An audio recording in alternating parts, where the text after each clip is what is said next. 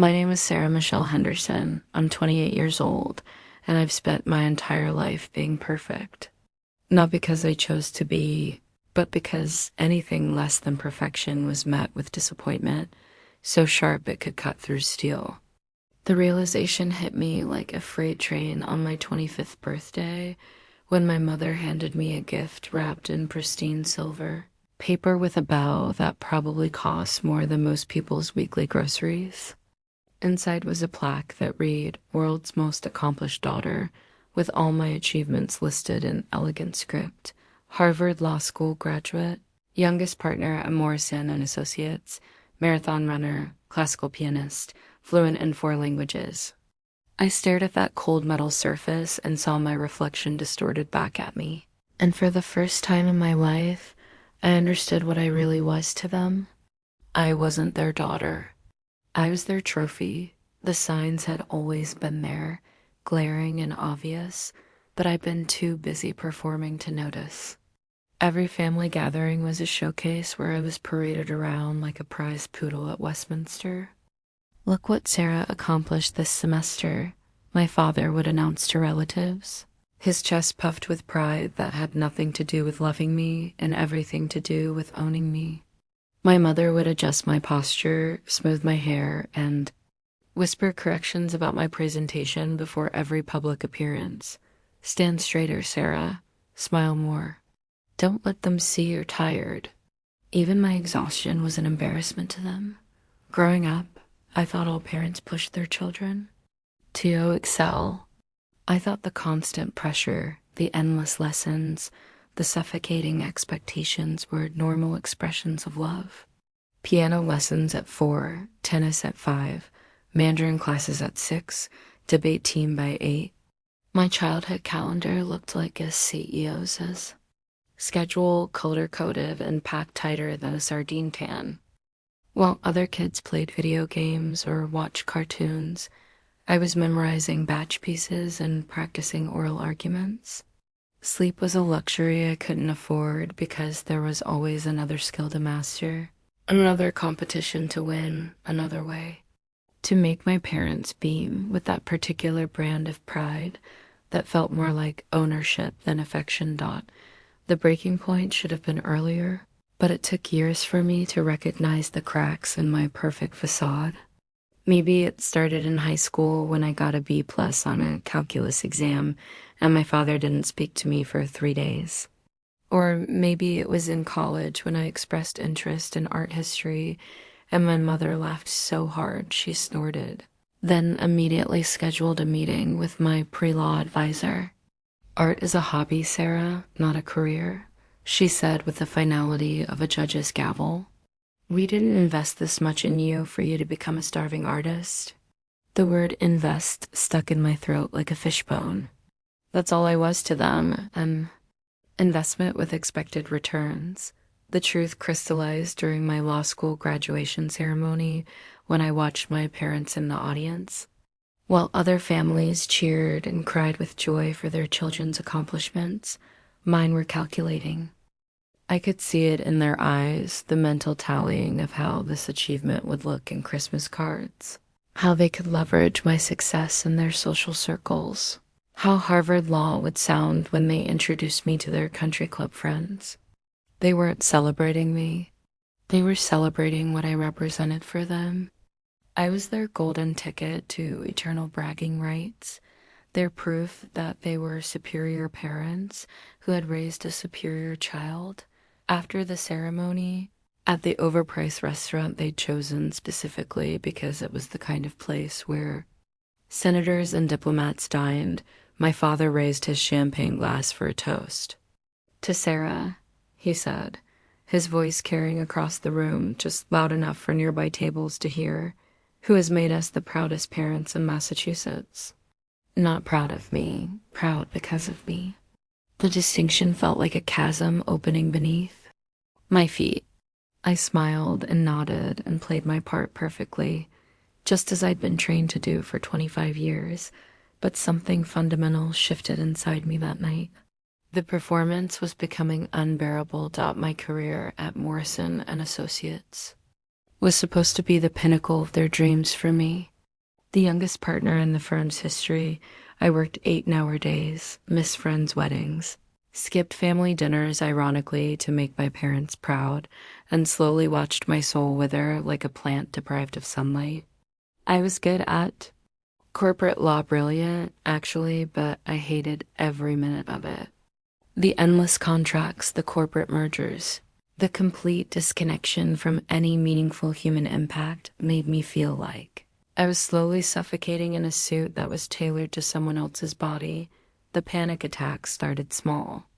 A tightness in my chest during particularly stressful depositions, shortness of breath before big presentations, hands that trembled slightly when I had to call my parents with updates about my cases. I told myself it was normal stress, that everyone felt this way, that success required sacrifice. But the attacks grew stronger and more frequent until I found myself hyperventilating in courthouse bathrooms and taking anxiety medication just to get through client meetings. My parents' reaction to my struggles was predictably disappointing. When I finally worked up the courage to mention that I was seeing a therapist, my mother's first concern wasn't my well-being, but how it would look if anyone found out. "You can't let this get around the office, Sarah," she warned, as if my mental health was a scandalous secret that could derail their investment portfolio. "People might think you're weak, unstable. It could hurt your chances for senior partner." Even my pain had to be managed for optimal presentation. Asterisk, the therapy sessions became my lifeline. The only hour each week where I could speak honestly about my feelings without being corrected, redirected, or optimized. Dr. Rebecca Martinez was a small woman with kind eyes who listened without judgment and asked questions that cut straight to the heart of things I'd been avoiding for years. "When did you last do something just because you wanted to?" she asked during our third session.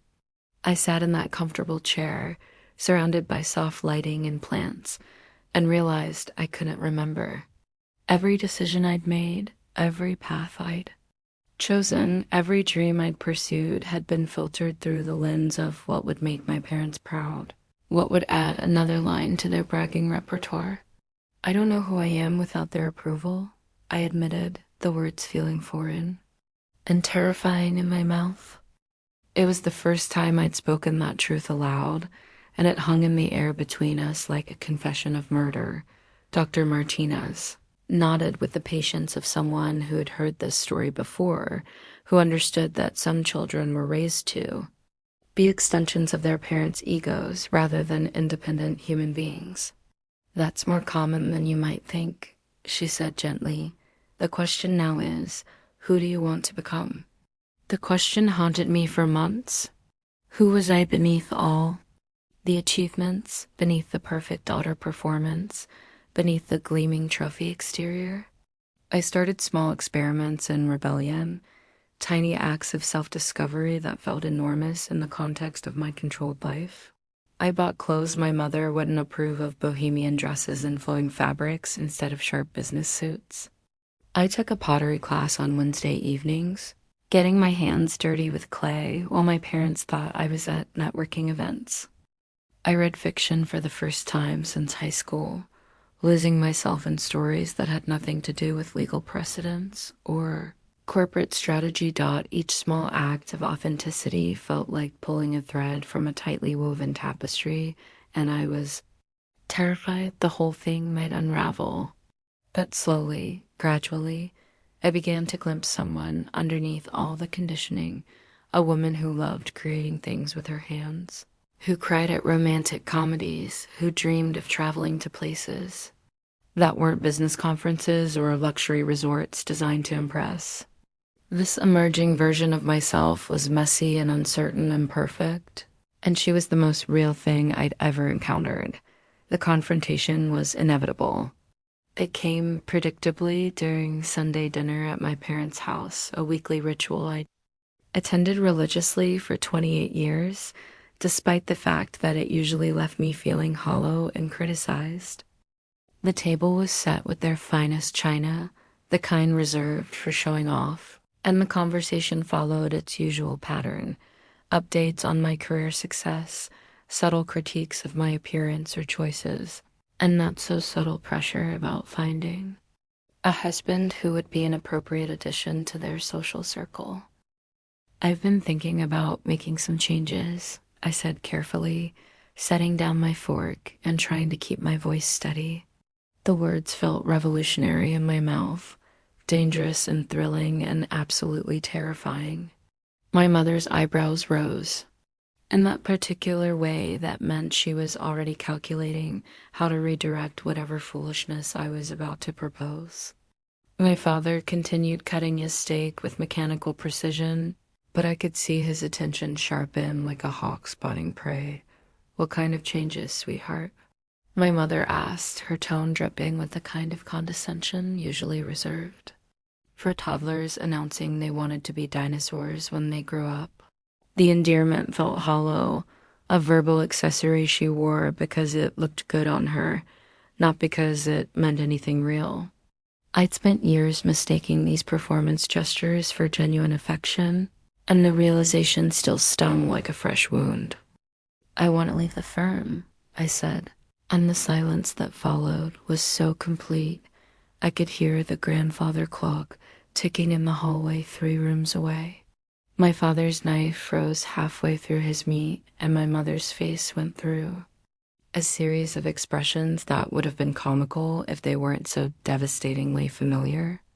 Shock, disappointment, anger, and finally, calculation as she figured out how to manage this crisis to their reputation.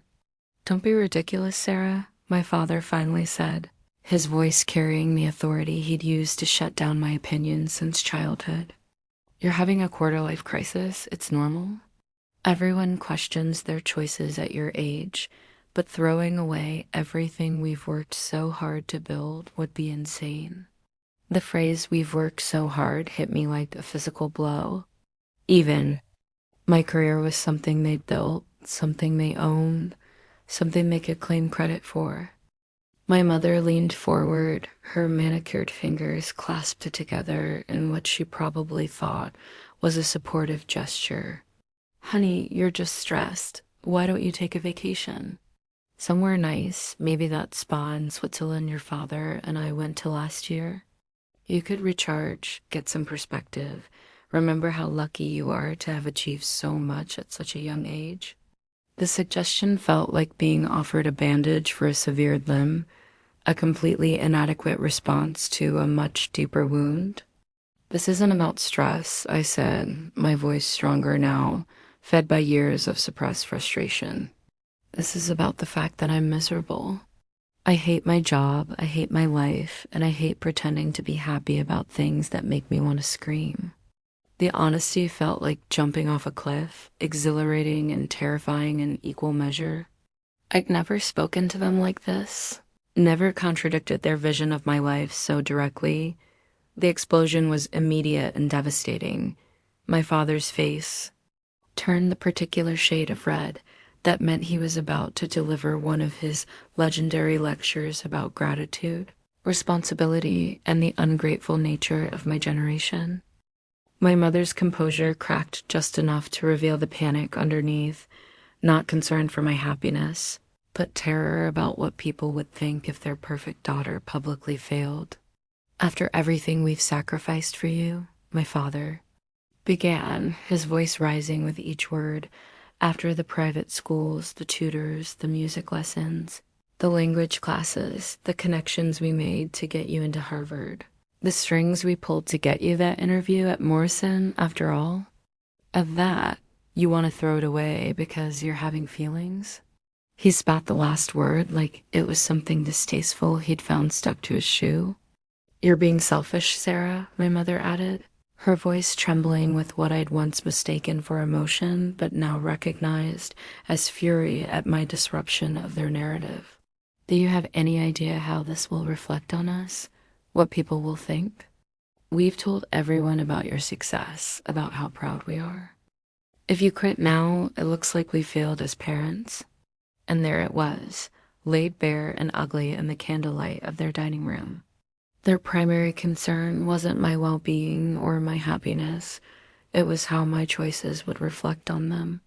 I was a mirror designed to show them in the best possible light, and I was threatening to shatter their reflection.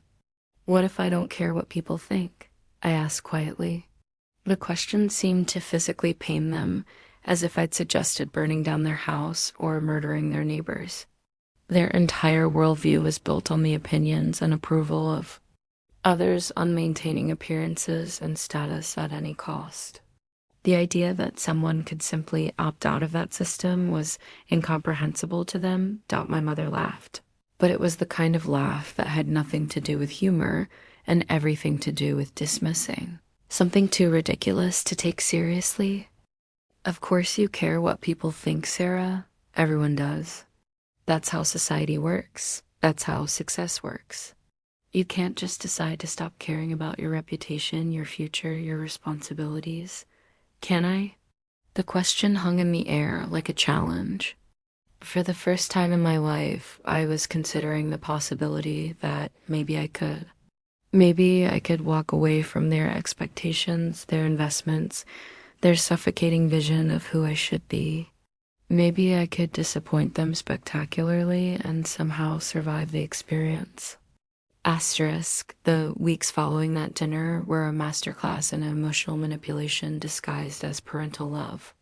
My phone buzzed constantly with texts from my mother, articles about successful women who'd overcome career challenges, statistics about the importance of financial security, passive-aggressive reminders about how much they'd invested in my education. My father took a different approach, scheduling lunch meetings where he'd bring along colleagues who could offer me advice about managing professional stress or introduce me to potential romantic partners who might help stabilize my apparently wayward thinking.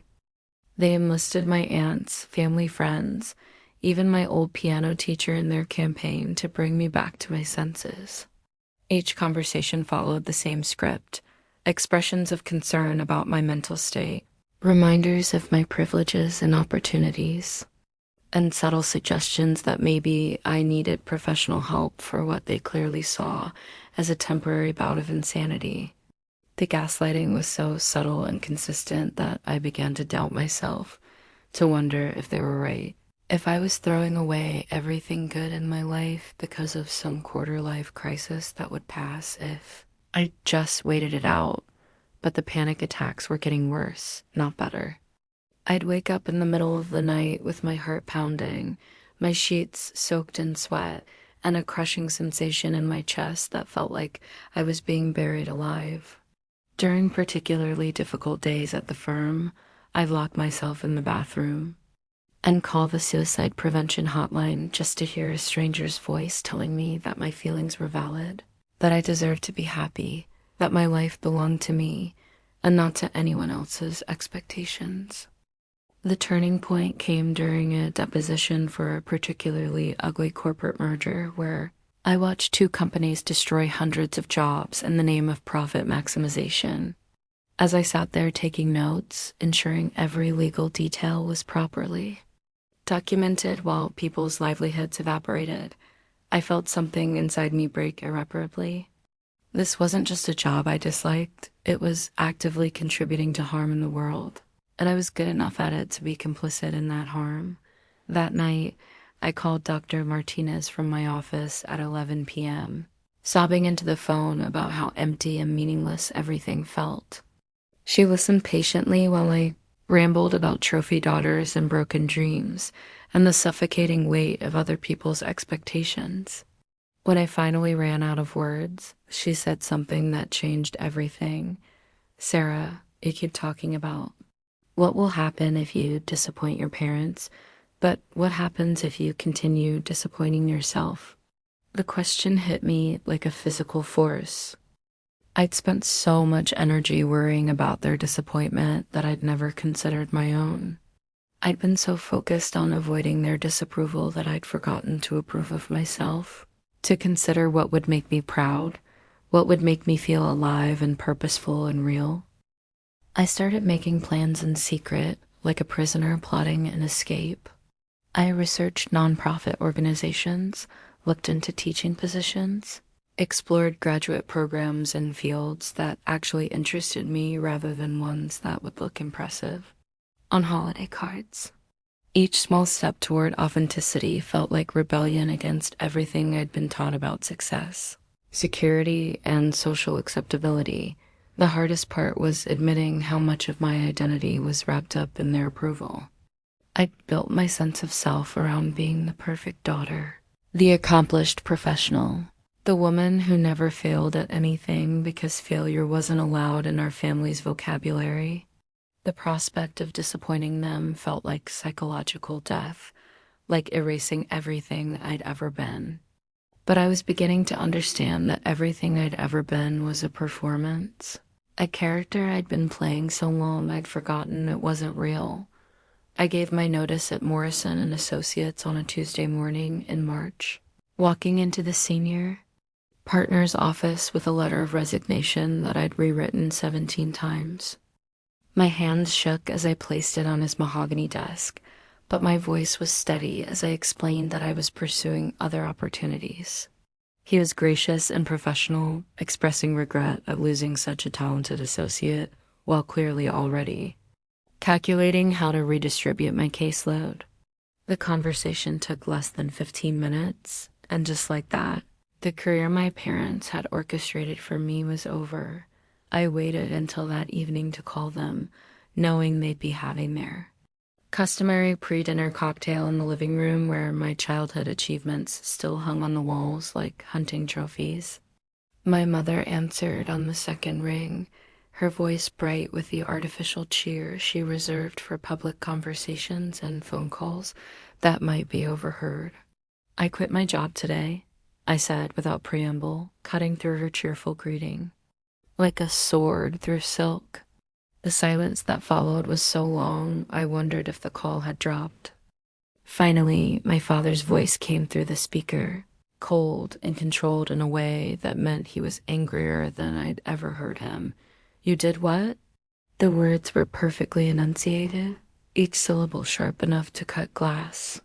I could picture him standing in their living room, his face that particular shade of red that appeared whenever his carefully constructed world was threatened by forces beyond his control.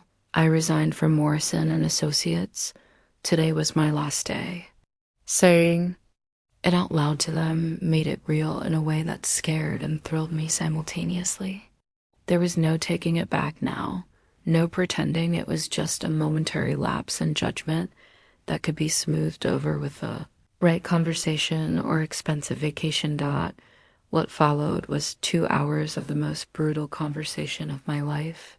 They cycled through every manipulation technique in their considerable arsenal: guilt about their sacrifices, fear about my financial future, shame about what extended family would think, and finally, threats about what this meant for our relationship.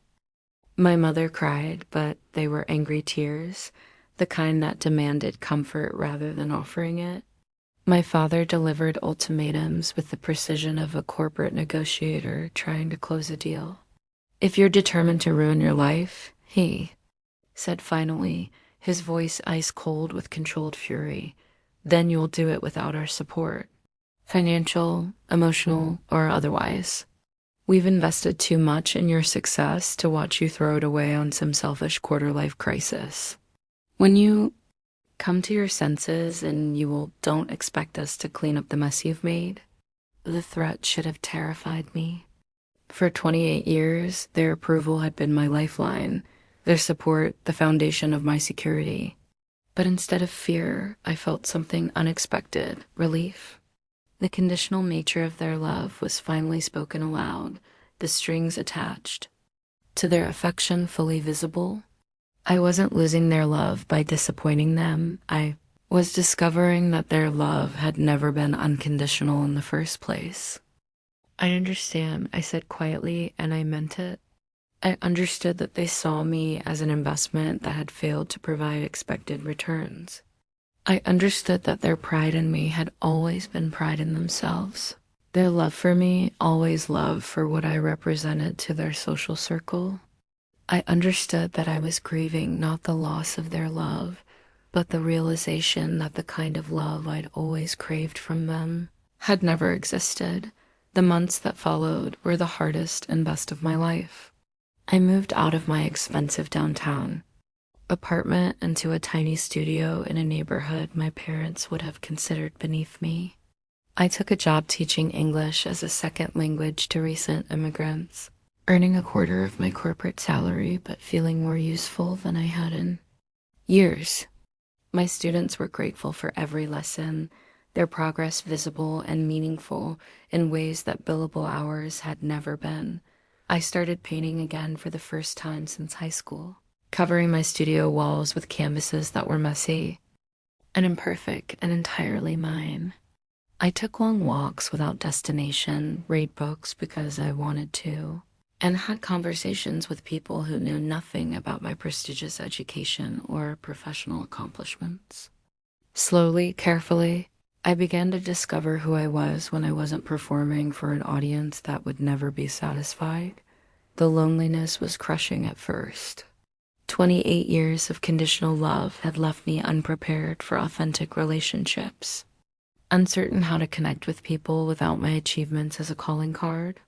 But gradually, I found my tribe of other people who had rejected conventional definitions of success, who valued kindness over status, who understood that happiness couldn't be measured in salary figures or social media posts. 6 months after quitting my job, I ran into my mother at the grocery store in a part of town she rarely visited, probably on her way to some charity function where she could be photographed being generous for the right social media audience. The encounter was awkward and painful. Two people who shared genetics and history but no longer shared a language for talking about what mattered. She looked me up and down, taking in my worn jeans and paint-stained fingers, my unstyled hair and makeup-free face, and I watched her struggle with how to process this version of her daughter. "You look ... She began, then stopped, unable to find a polite way to say what she was thinking. Different, diminished, disappointing. "I look happy," I finished for her, and realized as I said it that it was true. For the first time in my adult life, I woke up most mornings without dread, went to work without panic attacks, and fell asleep at night without the crushing weight of other people's expectations pressing down on my chest. I was poorer, less prestigious, and completely invisible to their social circle, but I was also more myself than I'd ever been. She flinched at the word happy as if I'd slapped her. In their worldview, happiness was a luxury that came after success, security, and social approval, not something you pursued at the expense of those things. The idea that I could be genuinely content living a life they considered failure was perhaps more threatening than my rebellion itself. "Your father misses you," she said finally, which was her way of saying she missed me without admitting vulnerability. "We both do. This doesn't have to be permanent, Sarah. You could come back.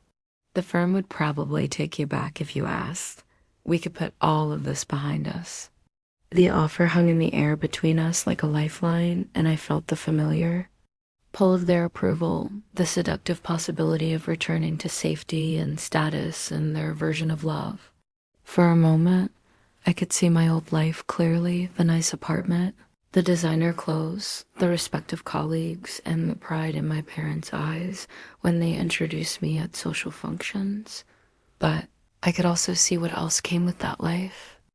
The panic attacks, the crushing emptiness, the slow death of everything authentic about me. I'd spent 6 months learning to breathe freely, and the thought of returning to that suffocating embrace made my chest tighten with remembered anxiety. "I know you missed the daughter you wanted me to be," I said gently, "but I can't be her anymore. I'm finally becoming who I actually am, and that person is never going to be your trophy." The words hung between us like a final verdict, and I watched my mother's face cycle through the familiar emotions: hurt, anger, disappointment, and finally, something that might have been resignation. She looked older than I remembered, more fragile, as if my rejection of her dreams had somehow diminished her too.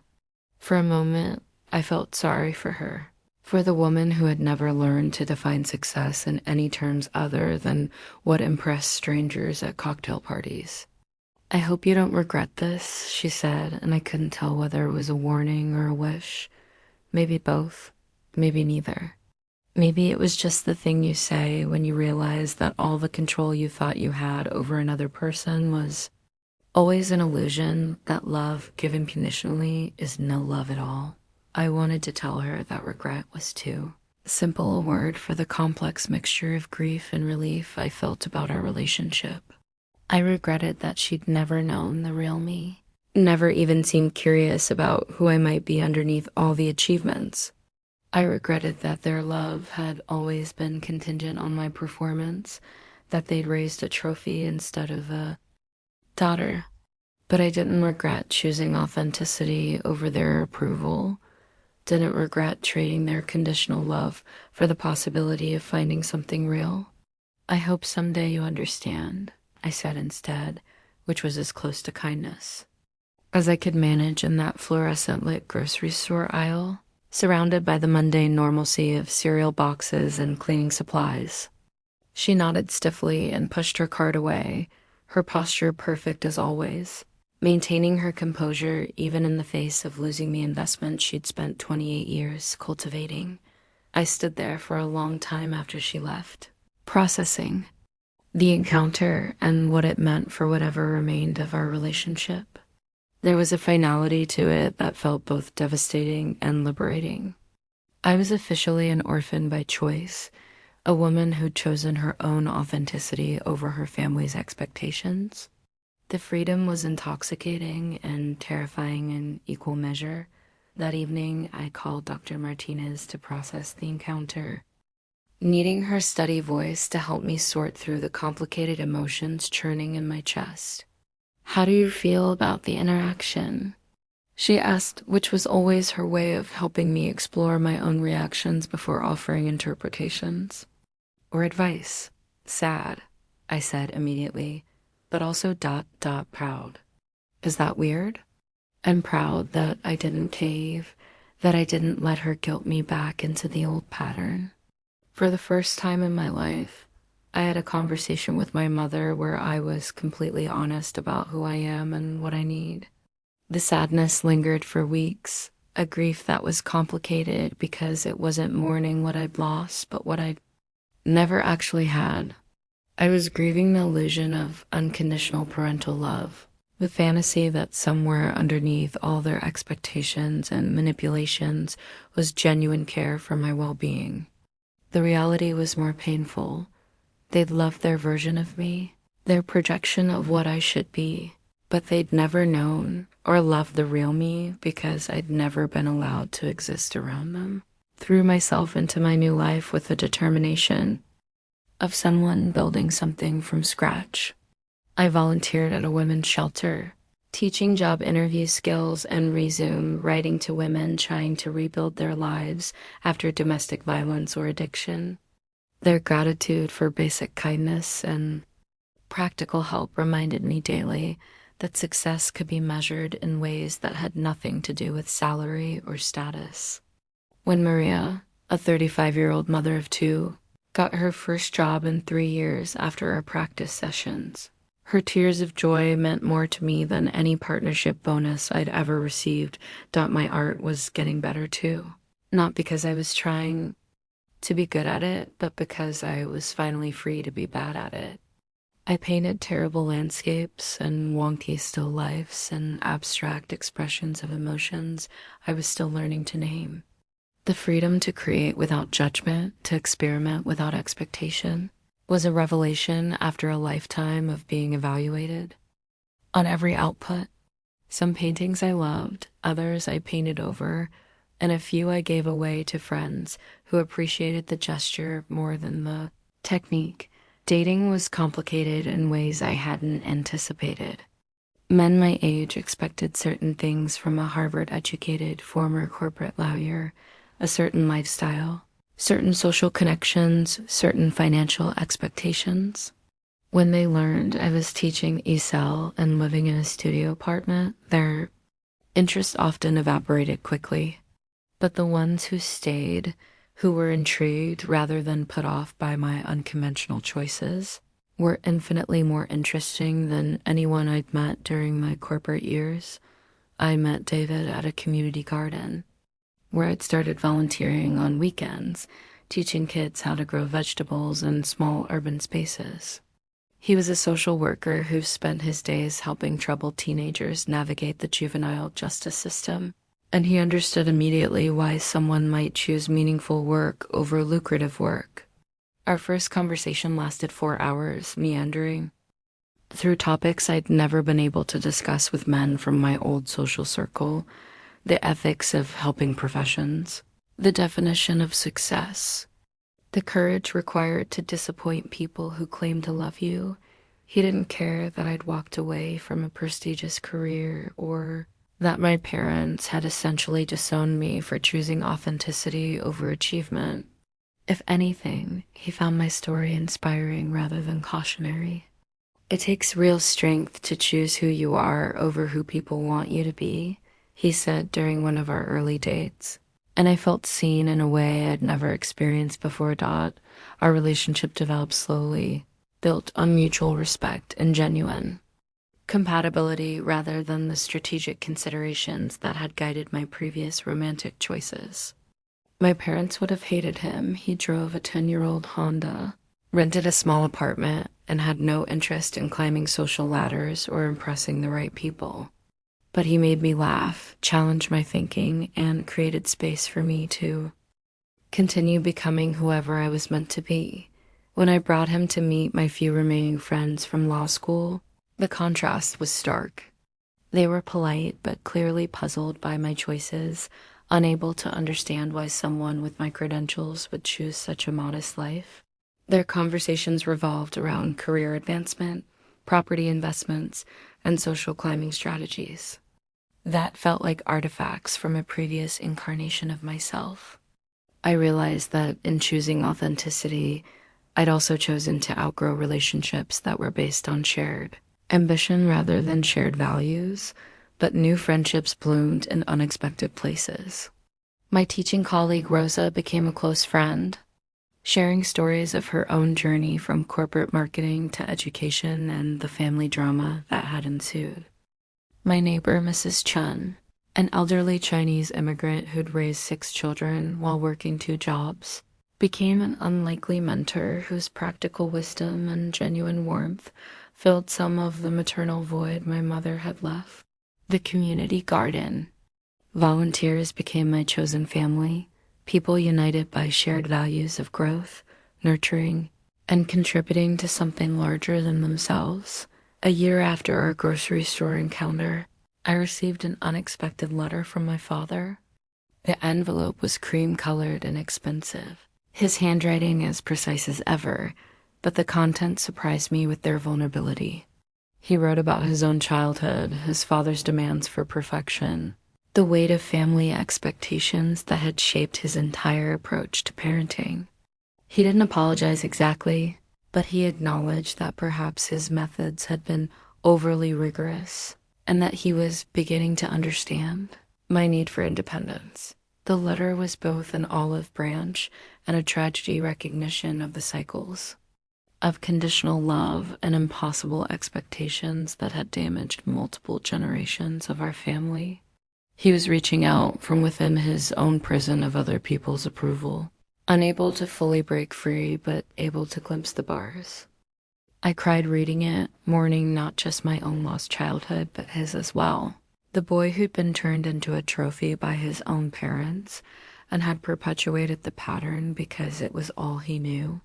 I wrote back carefully, expressing gratitude for his honesty while maintaining clear boundaries about what kind of relationship might be possible between us. I couldn't return to being their trophy, but perhaps we could find a way to be real people with each other, complicated and flawed, and authentic in ways that might actually constitute genuine love. My mother's response came weeks later. shorter and more guarded than my father's letter, but containing its own small admissions of regret.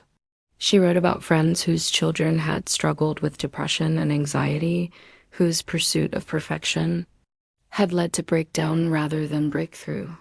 She was beginning to see patterns she'd missed, connections between pressure and pathology that challenged her worldview about what constituted good parenting. The letters didn't erase the damage or magically repair our relationship, but they opened a door to the possibility of something different.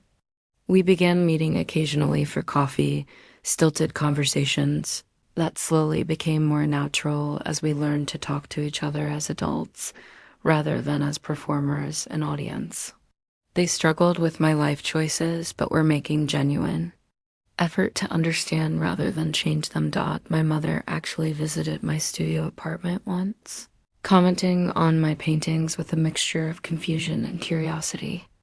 She didn't understand abstract art or why anyone would choose to live in such a small space, but she seemed to genuinely see me for the first time as a separate person with preferences and priorities that had nothing to do with her.